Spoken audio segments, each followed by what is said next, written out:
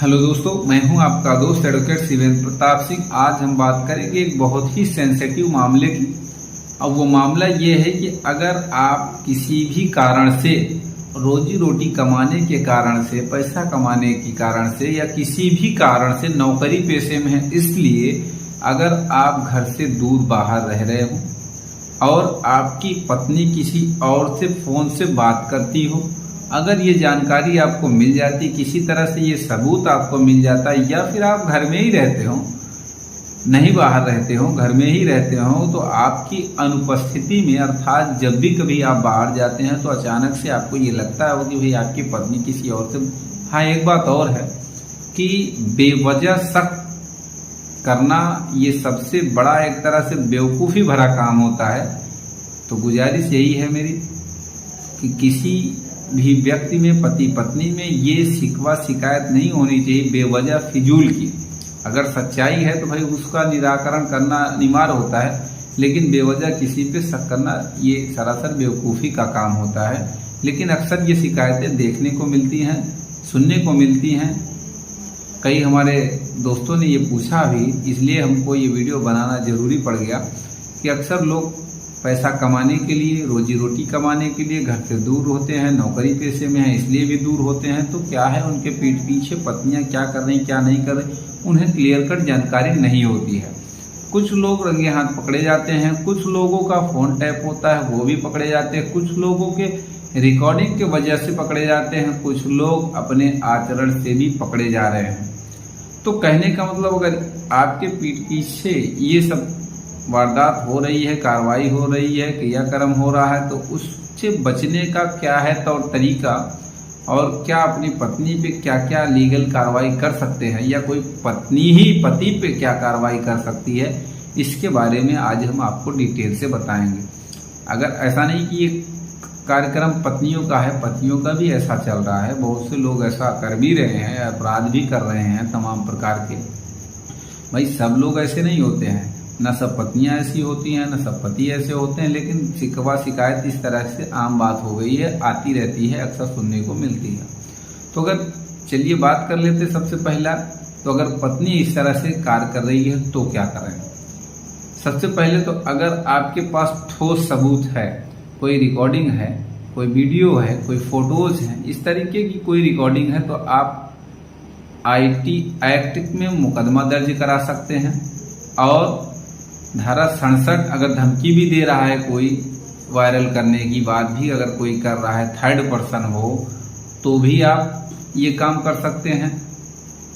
IT act की धारा 67, 67A वगैरह में मुकदमा लिखा सकते हैं, पत्नी के खिलाफ लिखा सकते हैं अगर इंगेज है किसी के साथ तो। और अन्य शिकायतें भी आप कर सकते हैं, थाने में भी कर सकते हैं कि भाई हमारी पत्नी इस तरह से कृत्य कर रही है, कल को हमें खुद उल्टा फंसाएगी। हाँ, इस तरह से सब चीजें आप कर सकते हैं।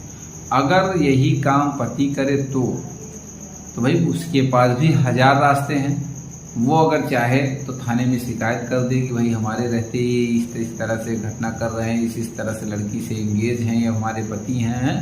सारी चीजें वो थाने पे भी सूचना दे सकती है, वरिष्ठ अधिकारियों को भी सूचना दे सकती है, और भी अगर जो भी उसे लीगली कार्रवाई करनी हो वो कर सकती है। या फिर तीसरा रास्ता तो आम रास्ता होता है, भाई दोनों बैठ के बातें करें, मैनेज करें इस चीज को कि भाई इस तरीके की गलतियां आगे चल के नहीं होने वाली हैं या नहीं करेंगे हम लोग, तो दाम्पत्य जीवन सुख में बिताया जा सकता है। या ये कह लीजिए कि जो भी शिकवा शिकायतें हैं वो अगर आपस में सुलझाई जा सकती हैं तो वो और ही अच्छा होगा, बेहतर होगा।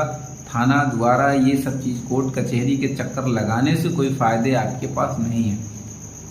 अगर समझाने से बात न बने तो आगे की कार्रवाई आपको करना पड़ेगा 100%, क्योंकि अक्सर आप देखते होंगे कि आपस में बात बनती नहीं और भी उलझती चली जाती है। मैं आपको बताऊं कि एक जानने वाले का मामला है, गांव का क्लाइंट है, उसके साथ ऐसा ही हुआ। वो आदमी क्या था कि वो बाहर कमाई कर रहा था, नौकरी चाकरी कर रहा था, हर महीने अपने पत्नी के अकाउंट में पैसे भेजता था, लेकिन उसकी पत्नी ने क्या किया, उसकी 2 बेटियां थी, वो पत्नी घर से भाग गई, किसी और के साथ भाग गई। और अब देखिए उल्टा मामला ये आ गया कि उसके मायके वाले आए दुनिया भर के मुकदमे थाने पे करने लगे कि हमारी बिटिया को मार के फेंक दिया गया, ये चीज़ें सब दुनिया भर के घर में सामान फेंके, अपने लड़की के ससुराल आके दुनिया भर का ब्लेम लगाए।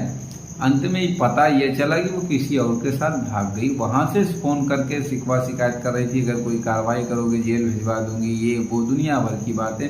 सोचिए कि एक 4 साल एक 3 साल की बच्ची को छोड़कर वो औरत भाग गई, जबकि हर महीने उसका पति घर में उसके अकाउंट में पैसा भेजता था, बाकायदे डील करता था, सब कुछ ओके था। भाई रोजी रोटी कमाने का आदमी था, अनपढ़ था, गंवार था, नौकरी के लिए गया था बाहर, प्राइवेट नौकरी करता था, किसी तरह से काम चले, इसलिए अब उसकी औरत क्या करी कि दूसरे के साथ भाग गई। वहां भागने के बाद उसने 498 का एक मुकदमा किया, घरेलू हिंसा किया, 125 का मुकदमा कर दिया। वो मुकदमे चलते रहे, हालांकि उसने बाद में वहां से भी उसकी दाल नहीं गली, वहां से भी किसी और के साथ भाग के शादी कर ली, मतलब तीसरी जगह। अब जाके कुछ मुकदमे डिस्पोज हो गए हैं, एक 498 वाला बाकी चल रहा है, मेरे पास ही है वो मुकदमा, क्लाइंट है मेरा वो। तो कहने का ये मतलब है कि इस तरह से अगर लोग करें तो सरासर ये बेवकूफ़ी होती है। और थर्ड पर्सन को भी समझना चाहिए कि जब ये इतना अच्छा घर छोड़ के आई है, पति छोड़ के आई है, तो क्या भरोसा है कि ये मेरे साथ कितना दिन रहेगी। इन सब चीज़ों का भी आदमी को केयर करना चाहिए, सावधान रहना चाहिए ऐसे लोगों से। उम्मीद करता हूँ, आशा करता हूँ आज की जानकारी आपको पसंद आई होगी। अगर जानकारी पसंद आई तो वीडियो को लाइक करिए, शेयर करिए। यूट्यूब चैनल HP 72 कानून पे आगराज को जरूर सब्सक्राइब